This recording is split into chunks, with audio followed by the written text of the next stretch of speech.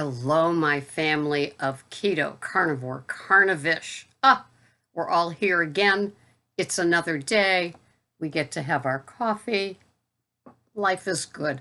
I don't have any complaints. Well, you really don't want to hear about them, do you? No, you don't want to hear about my complaints. So it's best if I pretend I don't have any, and I really don't. So, anyway, here's the deal it's November. And you know what is happening. We already got through the candy one. Hopefully you didn't buy 3 bags in advance in early October, only to find that come mid-October, you had to replace those little single snack size pieces of candy for the kids. Yeah. I think I want to lock up the house, turn off the lights, and go to the mall for 2 hours. But I didn't. Anyway, so here we are. It's now November, and now it's beginning to kick in. You're seeing the ads on TV. You're seeing the ads in magazines. You're seeing it all over here on all of the feeds, the Facebook, the regular feeds, da da da da da blah blah blah blah. I know Greg and I will probably plan to have a prime rib. It's the easiest. And I got really good directions on how to cook it with a no muss, no fuss type of thing. So I'm looking forward to that. But this is when you really need to take care of being mindful, because it's starting to be where it's like a woodpecker. It just kind of like tick, tick, tick, tick, tick, tick, tick, tick, works on you when suddenly you start thinking, okay, I can still do that. Okay, I might even eat that. Okay, and all of that sort of stuff. And it's that wearing on you. It's like the water drip when finally it's like, okay, all right, I'll cook that standard American diet item.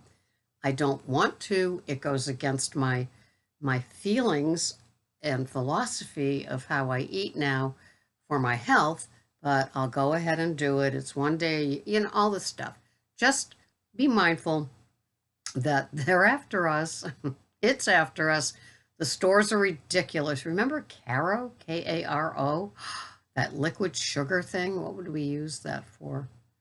I don't know. I used to make homemade taffy. I think it was a Betty Crocker cookbook for boys and girls, and it called for that. Wow, those were the days, huh? We never even questioned what that sort of thing was. And I remember it had 2 labels, but I can't remember why there were 2 options. It's not on my short list or long list for this year, I'll tell you that. Maybe some more Kerrygold. Yeah. So, yep. Once I started low carb, high fat, then on to keto, then on to carnivish, and mostly carnivore. All of that baking and ideas and what to cook next went away. I keep it very, very simple. And this is the year, we'll have the prime rib for Thanksgiving. I have to work that night. It's Thursday into Friday. And, traditionally, I've had my kids on Christmas Eve forever. They're in their 40s. And, so it's been a lot of years. And it's always been lasagna. It used to be lasagna and nachos. I knocked off the nachos. And this year I'm thinking of outsourcing the lasagna to one of the daughter-in-laws. Your thoughts? I don't know. So, and I know that I will have something like beef. So what else is new? But being mindful, if this is your first holiday season, and it is a season, it's not 2 holidays, trust me, or 3. It's like every day is a reason it's like the summer with cookouts and parties and reunions and weddings. Every day is a day to have some sort of holiday seasonal kind of gathering with, we're just having appetizers. Well, you know how rich appetizers can be, and how much time and effort and not necessarily good ingredients go into them, so you can just plop them. You can have 3 days worth of a high-fat diet with standard American stuff thrown in, at 1 hour cocktail hour, standing up, just eating, taking another one off a plate. Thank you very much. Honey, take two. I love them. And it's disaster. That's since Overeaters Anonymous for me in the early 70s, the deal is one plate and I sit down with it. So that made it easy. And I was able to really follow through with that. That standing up, shoving in, I've watched Greg do it at times. He doesn't even know he's eating it. It's kind of like mindless eating. And I know how he feels after because I live with him, right? And so I know that that's not a situation that would work for me. I would be mindless. I would shove food. It's an old behavior, and I don't want it back. I'm not a golden retriever with a great big bowl of kibble and a little wet food on top of that,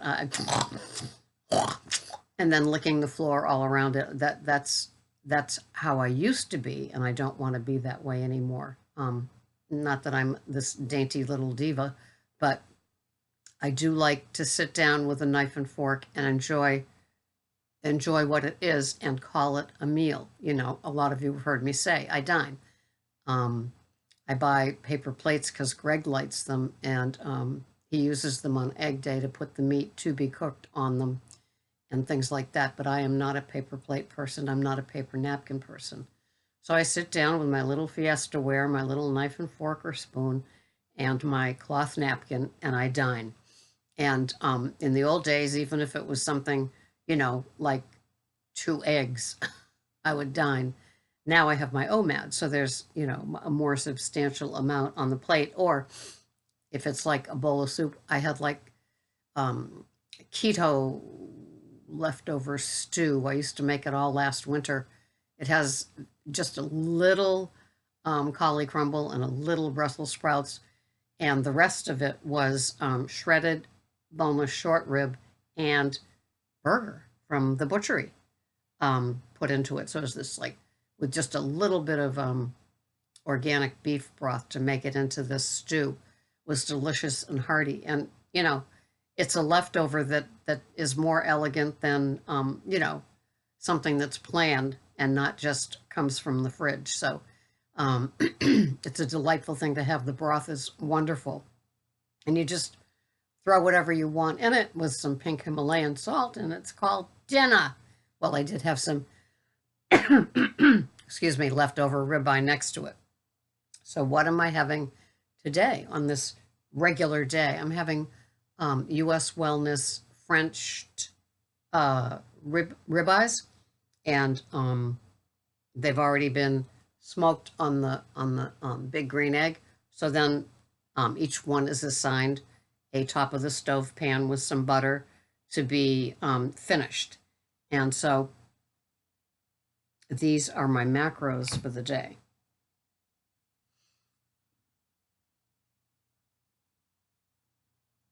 My calories are 1166. My protein is 96 grams. My total carbs are 1.4, and my fats are 87.2. So it's the French ribeye, 15 ounces of them, 2 large organic eggs, Market Basket brand, and I'll have the 14 grams of lemon juice. It's squeezed over my powder electrolytes. I had the half ghee, half coconut oil in my blended coffee with keto, a little bit hazelnut, and a little bit original unsweetened.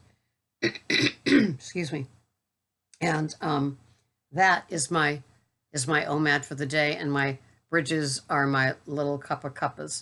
And so that's how I work through the day. But I'm ever mindful about what is coming up. And there's a lot of anxiety that goes around the season for me. Like I said in another video, I'd like to outsource it. But I'm just saying it out loud with you to just be safe. You will find little jars and dishes of things wherever you go, the workplace, probably even when you leave church, and all of the little happenings. And if you have little pockets of friends, some from the senior center, some from the exercise class, some from work, maybe some from a 12-step, and everybody wants to have a thing.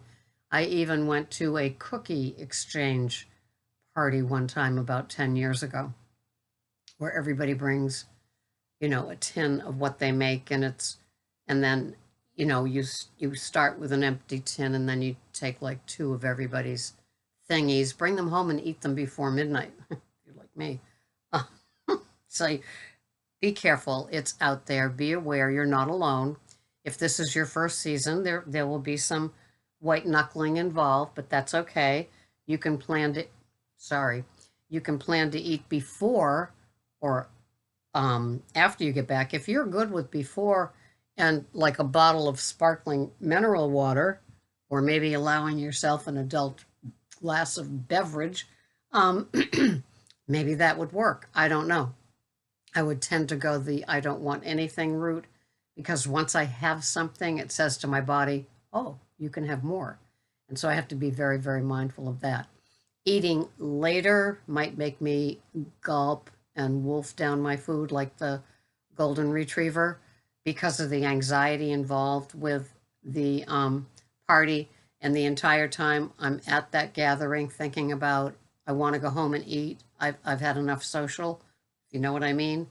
So by the end of the season, it's just, I don't know, a lot of people, it's just like enough of this. Does every event contain food? Yes, it does. Yes, it does. It's just how it goes. So just be mindful, be careful, have plan A's, have plan B's. I always say bookending is good. Bookending is telling somebody by text or phone or email, I'm going to this gathering, this is what I'm having, and I will not have anything else. And then the other end of the bookend is coming home from the gathering and texting, calling, emailing, or saying to that person's face if you live with them, oh yeah, there's another idea. I did not have anything that I didn't plan. I was abstinent to my food plan.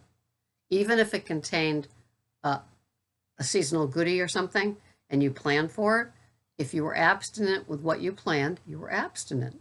And so you can go to bed knowing that you got through that. Does that make you bulletproof? Heck no. Heck no. You have other food pushers waiting at other events with other types of foods. And so you need to be protected. And, it's what you want. I mean, you did make the decision. You wanted to change your life. You were disgusted with yourself before, right? You didn't like what you weighed before, right? All of those things.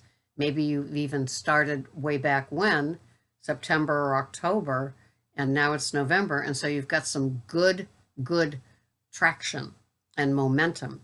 And so it's good. And you might have even bought something snappy to wear to these little gatherings that couldn't afford you to have a binge because it needs to fit for the next little snappy event. You haven't even gotten the bill for it yet.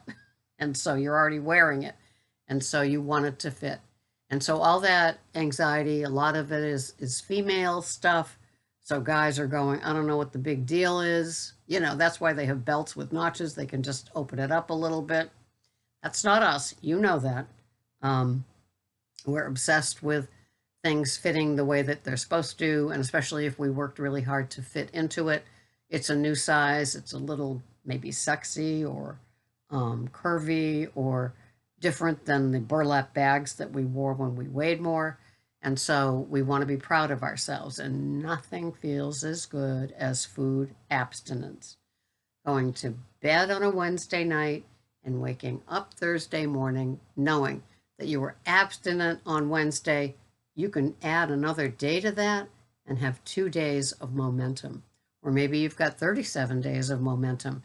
It's great, and you want to keep it going. You don't want to have all those wretched feelings of the disgust and the self-hatred and the self-sabotage. So being mindful, we'll probably talk about this a lot as we go on through the season, because if it's your first, it's going to be tough. And if it's your second, third, fourth, or seventh, It could have some difficulties too. We're only as good as the strength of our resolve every day. So just taking on today, this day, these 24 hours, if you sleep for 8, you got 16 you got to worry about. If the party's at 4 in the afternoon, well, and you got up at 8, well, there's 8 more that are gone. You only have to worry about 4 o'clock p.m. on and how you're going to do it. And you can always test drive these things. Do I eat before? Do I eat there and risk it? Do I wait until I get home and have brisket? Oh, I just love being a poet. So see how it goes for you, what works. I tend to be on the eat first, like I did at my son's wedding, and then just have, I think I just had bottled water. Maybe I didn't even have that throughout the ceremony and the appetizers and the food and the food and then the food and all that CRAP that has nothing to do with food. It certainly wasn't, it's not like how I would eat my OMAD, right? And so I made my fathead pizza. It was a Saturday, and I ate it at 2 in the afternoon instead of 3 in the afternoon because the wedding was at 4:30 in the afternoon, and it worked. And so there's no way I would have gotten home at 8 o'clock at night and eaten. It's just not my, it's not my way of eating, my time frame. So for me, eating before the event is something that I know works for me. So figure out what works for you. Be safe. I know we want to be normal, we want to be social, but we don't want to be in disaster zone, right? So anyway, this has been Sarah, Pearls of Wisdom and Food, with my keto, carnivore, and carnivish friends, my turtles, my snowflakes, my pickles, my no matter what club members, and my Goldilocks crowd. Thank you so much for watching. I'll see you the next time. Bye-bye for now.